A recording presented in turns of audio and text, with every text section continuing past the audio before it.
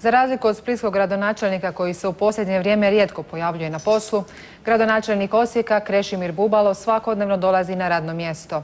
Ali danas ga ondje nije bilo. Uzeo je dan godišnji kako bi proslavio rođendan. Čestitali su mu i mladi HDZ-ovci. U 10:30 u Kuhačevu 9 stigli su čestitari. 20-ak članova HDZ-ove mladeži donijelo je gradonačelniku Osijeka rođendanske darove. Skromne kažu zbog recesije. Napravili smo za gradonačelnika tortu kako bi zasladio gorku osječku svakodnevicu i uz tomu prilažemo ove čudesne tablete za pamćenje kako bi se naš cijenjeni gradonačelnik prisjetio svojih brojnih obećanja koje je dao građanima Osijeka, a nije ispunio. Propisali su mu i terapiju, 3 tablete na dan dok se ističu ne prisjeti obećanja danih za prošle lokalne izbore.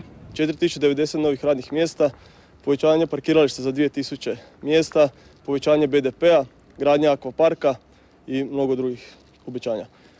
Bubalo 39. rođendan slavi u krugu obitelji, pa je darove primio njegov šef protokola. I oni su na svoj način počastili HDZ-ovce.